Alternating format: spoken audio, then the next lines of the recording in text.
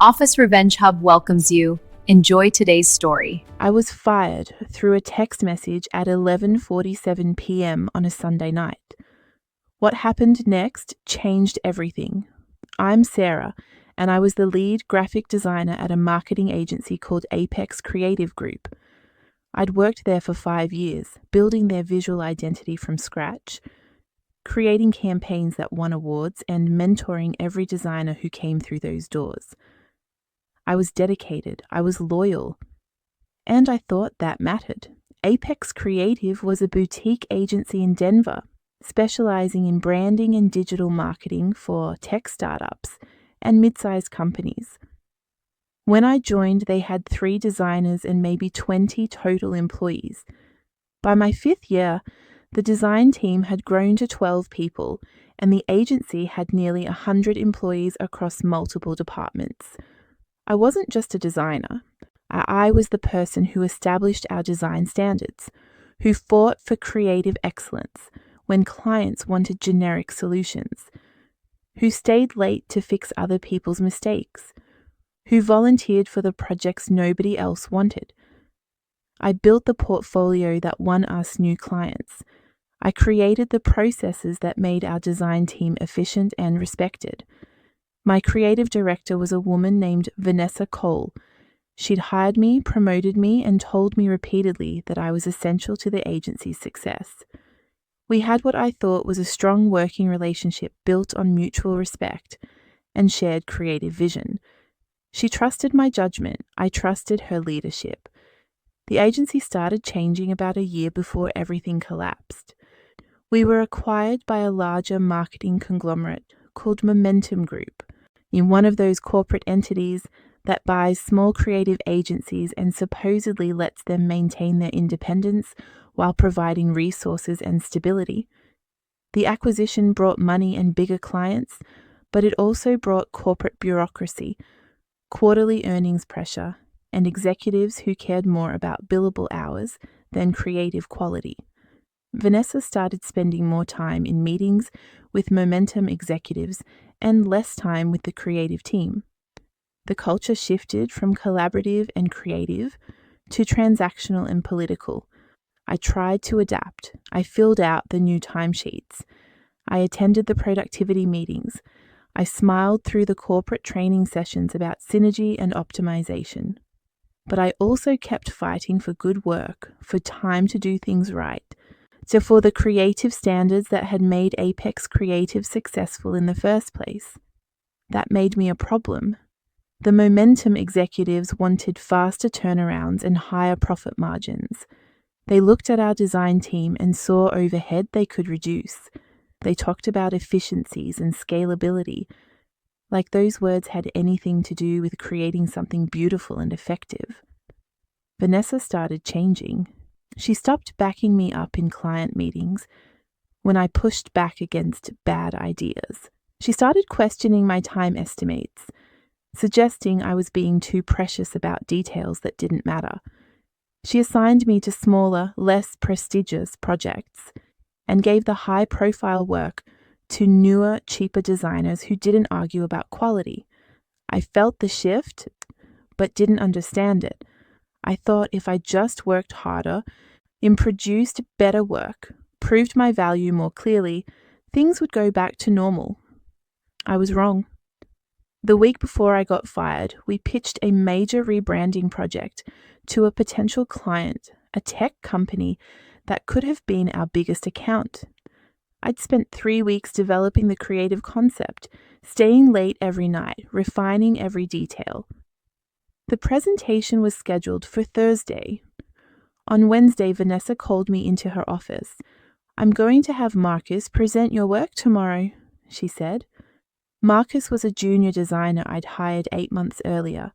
He was talented but inexperienced, still learning the fundamentals I'd been teaching him. "Why?" I asked, confused. "The client wants a fresh perspective. Marcus has energy that resonates with younger audiences." "This isn't about energy, Ma, it's about strategic thinking and execution. I developed this entire concept. And Marcus will present it beautifully. This is a good opportunity for him to grow. By taking credit for my work? Vanessa's expression hardened. Nobody's taking credit for anything. This is a team effort. Your name will be on the project documentation. But we both knew what would happen. Marcus would present. If the client loved it, Marcus would get the recognition. If they hated it, I'd get the blame for the strategy. It was a lose-lose situation designed to diminish my visibility and value. I pushed back.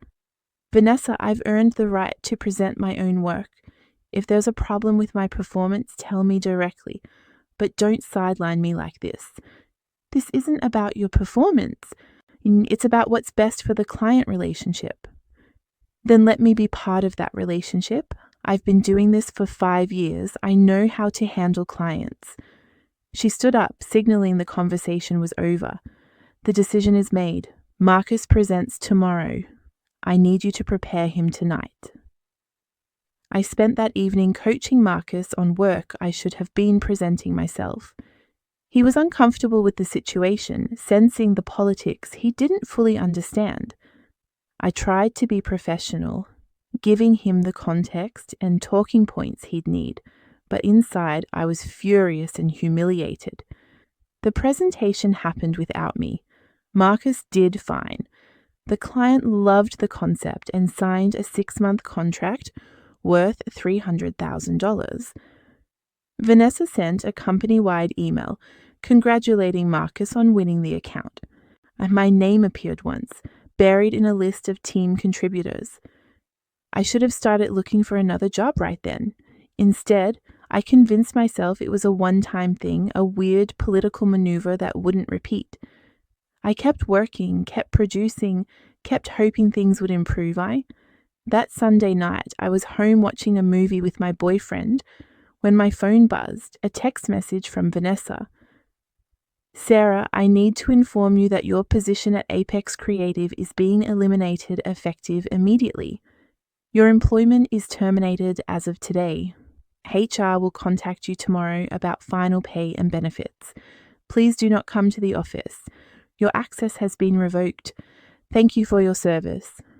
I read it 3 times before the words made sense. I was being fired through a text message on a Sunday night, no phone call, no meeting, no explanation, just a cold corporate text message ending 5 years of my life. My boyfriend saw my expression. What's wrong? I handed him my phone. He read the message and his face went pale. This can't be legal. They can't fire you through a text message. Apparently they can. I called Vanessa immediately. It went to voicemail. I called again, voicemail. I sent a text asking for an explanation. No response. I waited 20 minutes and called again, nothing. She'd sent the message and then turned off her phone or blocked my number.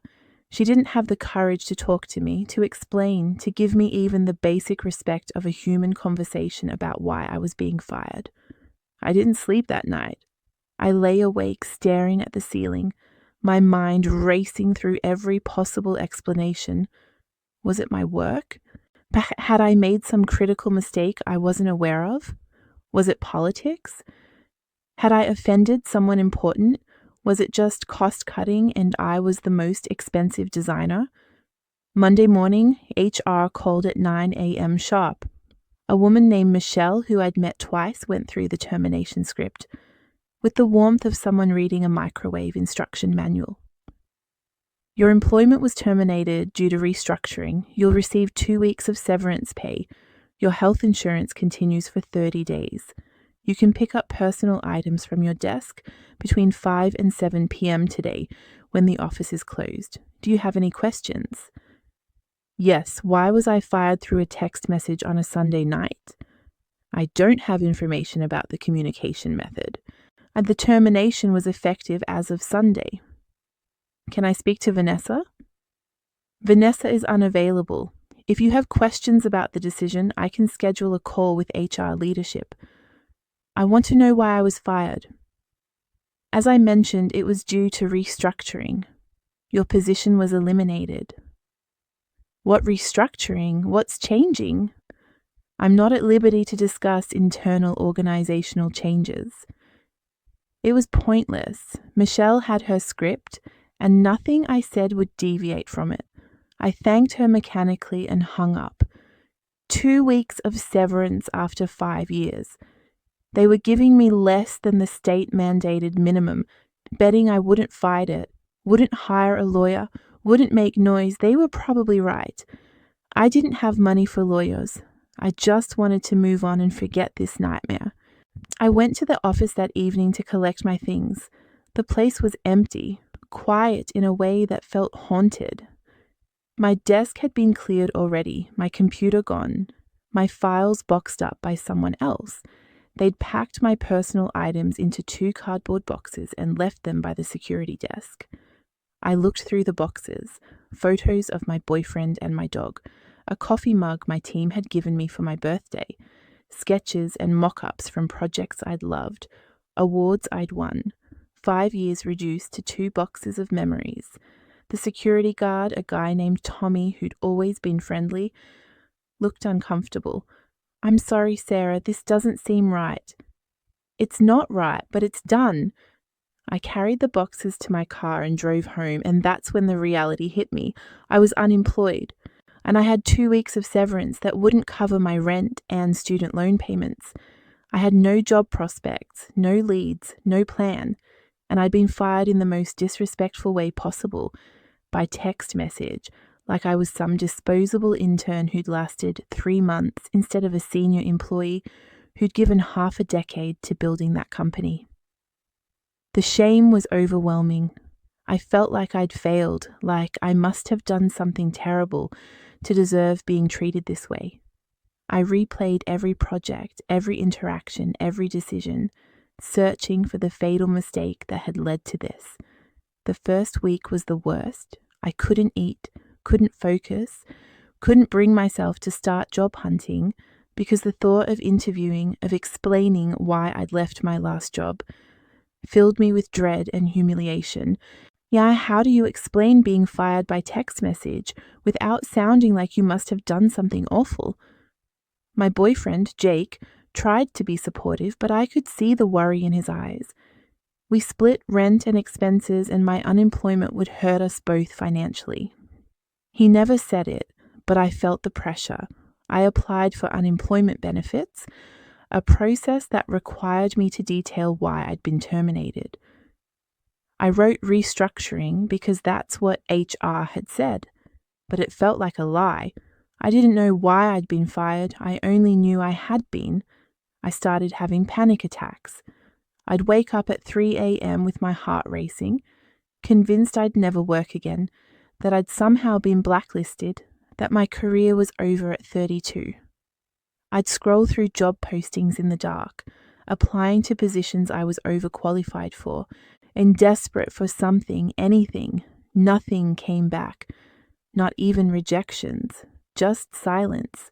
2 weeks after my termination, I saw a LinkedIn post from Apex Creative. They were excited to announce that Marcus had been promoted to lead designer. My position hadn't been eliminated. It had been given to someone younger and cheaper who wouldn't question decisions or fight for quality. I stared at that post for 20 minutes, feeling rage and grief in waves. They hadn't restructured. They'd replaced me with someone I'd trained, someone I'd mentored, someone who was now stepping into the role I'd built, while I sat unemployed in my apartment, drowning in self-doubt. I wanted to comment on the post, to tell everyone what had really happened, to expose Vanessa's cowardice and the company's betrayal, but I didn't. Because burning bridges in a small industry felt like career suicide, and I was already barely hanging on. That night, I hit bottom. I was alone, Jake working late, and I opened a bottle of wine intending to have 1 glass. I finished the bottle instead, sitting on my couch in the dark, crying over what I'd lost and how worthless I felt. My phone rang around 9 p.m. I almost didn't answer, but I saw it was Jen, one of the designers I'd hired and mentored at Apex Creative. We'd been friends, though we'd drifted since I'd been fired. "Sarah, I need to tell you something." she said when I answered. What? Marcus is a disaster. He has no idea what he's doing. He's making terrible decisions, upsetting clients, and the team is falling apart. I can't stay here anymore. This place is nothing without you. Jen, I appreciate that, but I'm serious. The rebranding project you developed, the one Marcus presented, the client came back with revision requests, and Marcus can't execute them because he doesn't understand the underlying strategy. He's been asking the team to figure it out, but nobody knows your process like you did. We're drowning. Something stirred in me, not quite hope, but something close. What are you saying? I'm saying you got screwed. We all know it, and this company is going to realize what they lost, but it's going to be too late. I'm quitting next week.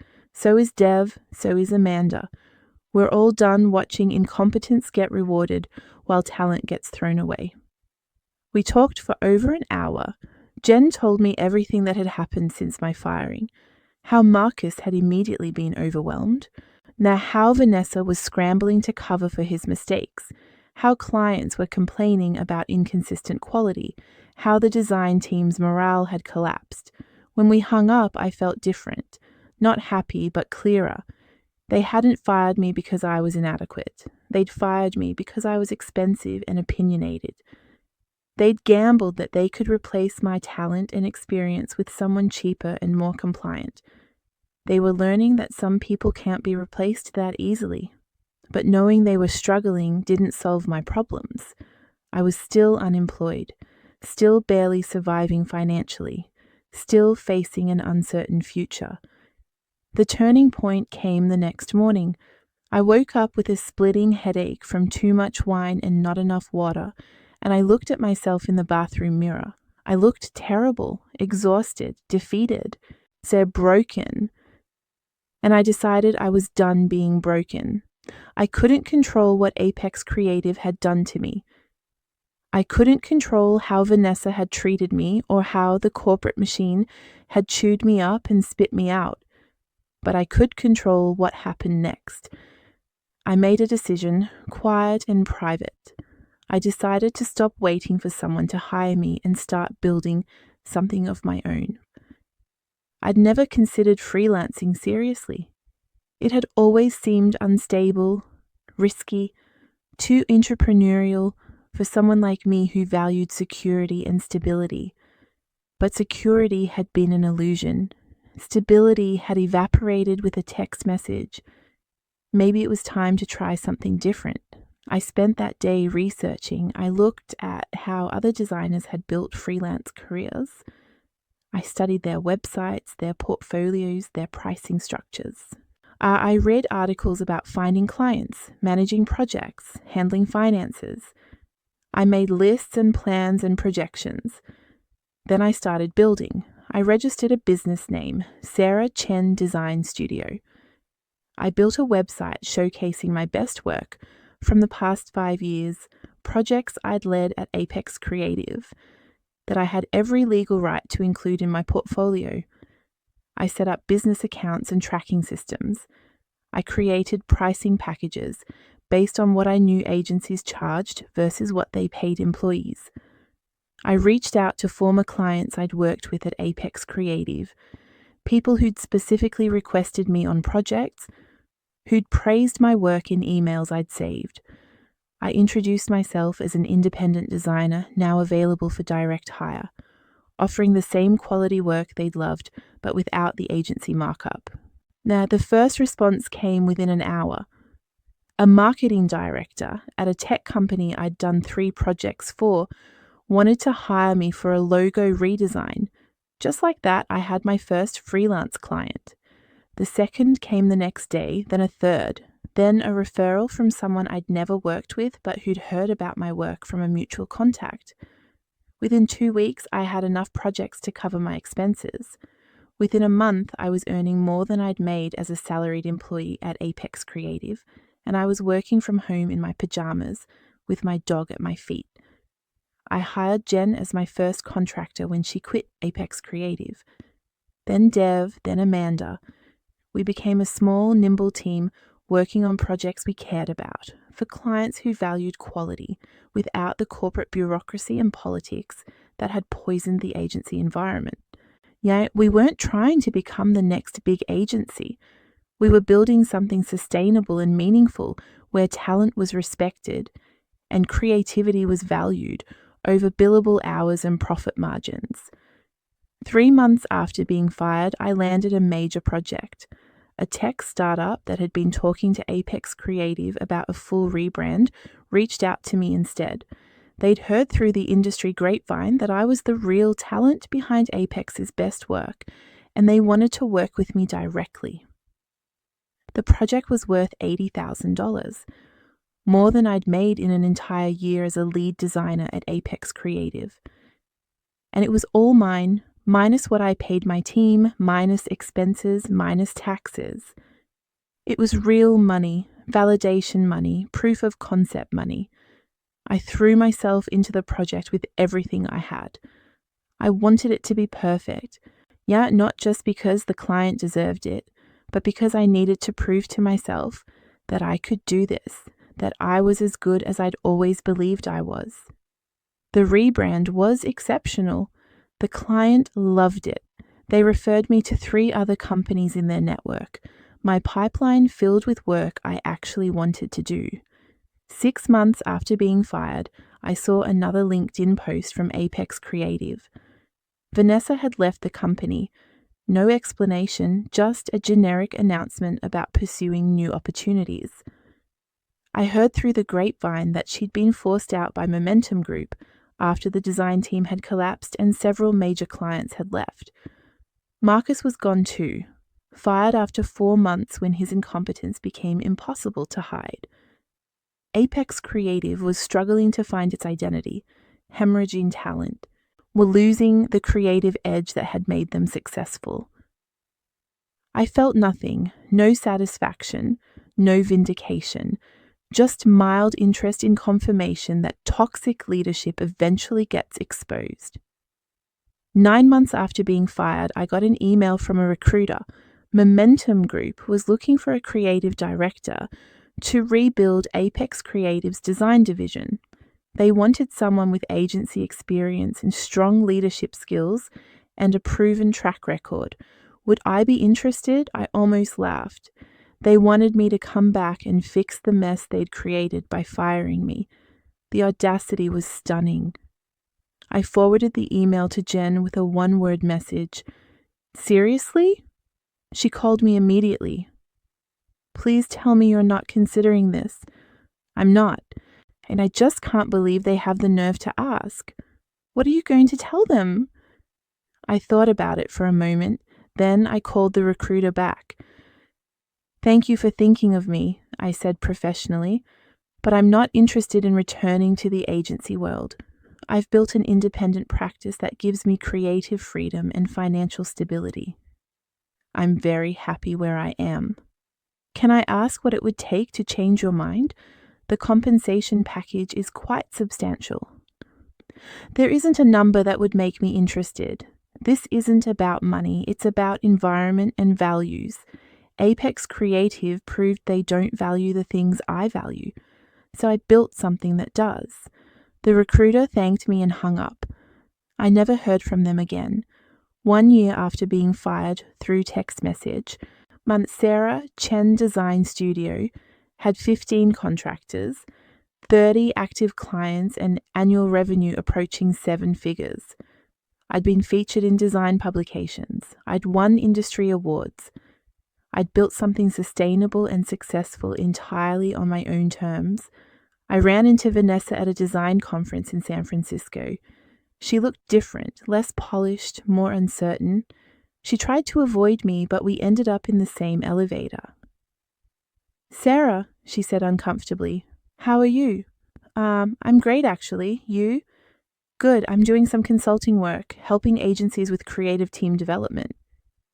The irony was thick enough to cut. She'd destroyed a creative team and now she was consulting on how to build them. I heard about your design studio, she continued. It sounds like you're doing really well. I am. Yeah, it turns out getting fired was the best thing that ever happened to me. She flinched slightly. I want you to know that decision wasn't personal. It was corporate pressure, budget cuts, things beyond my control. Vanessa, you sent me a text message at midnight on a Sunday. You couldn't even give me a phone call or a face-to-face conversation after 5 years. That was absolutely personal. I was told to handle it that way. HR wanted it done quickly and cleanly. You could have pushed back. You could have shown some backbone. But you chose to follow orders and treat me like I was disposable. That's on you. The elevator reached my floor. I stepped out without looking back. That evening, I had dinner with my team, the core group who'd left Apex Creative and joined me in building something better. We celebrated our 1-year anniversary, toasted to our success, and talked about the future. Do you ever regret how things went down? Jen asked. Like, do you wish it had happened differently? I thought about it honestly. I regret being treated badly. I regret the fear and self-doubt and financial stress, but I don't regret where I ended up. I never would have built this if I hadn't been forced out of my comfort zone. Do you think they regret firing you? Probably, but their regret doesn't matter to me anymore. I don't need their validation. I don't need their apology. I built my own validation. 2 years after being fired, I was approached by a major design publication for an interview about building a successful independent practice. They wanted to know how I'd grown so quickly, how I'd attracted high-profile clients, what advice I had for other designers considering independence. I told them the truth. I'd been fired unceremoniously from an agency job and forced to rebuild from nothing. The betrayal had been painful, but it had also been clarifying. It had shown me that job security was an illusion, that loyalty to companies rarely runs both ways, that the only career stability that matters is the stability you build yourself. The article went viral in design circles. I got emails from hundreds of designers sharing their own stories of being fired, laid off, or pushed out. Many of them were now thriving independently. Many were still struggling. All of them were trying to build something that couldn't be taken away by a text message.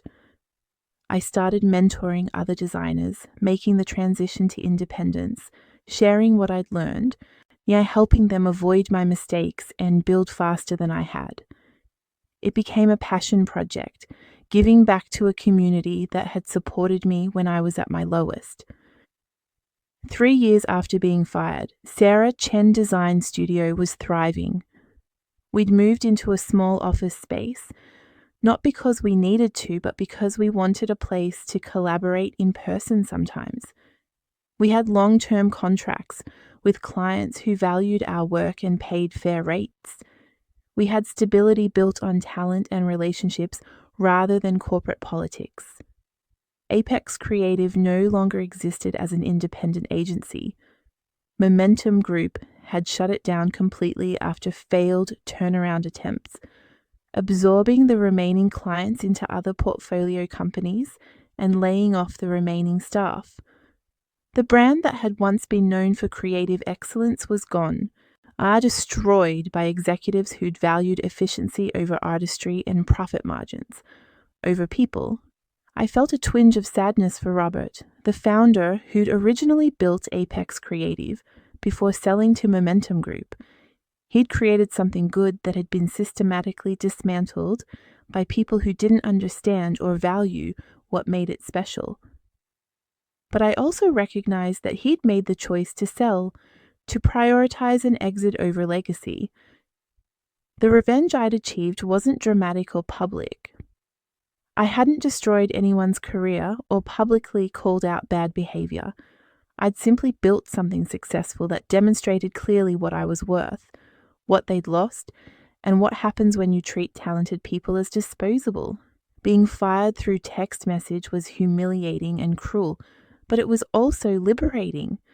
It freed me from the illusion that corporate loyalty mattered, that working hard for someone else would lead to security, that doing great work was enough to protect me from politics and budget cuts. I learned that the only security that matters is the security you create. The only loyalty worth having is loyalty to yourself and to the people who prove they deserve it. The only validation that counts is the validation that comes from building something you're proud of. They fired me through a text message because I wasn't worth a conversation. I built a business that proved they weren't worth my loyalty. That's epic enough for me. If you've ever been betrayed at work, you're not alone. Where are you watching from right now? Drop it in the comments. Subscribe to Office Revenge Hub for more powerful workplace revenge stories.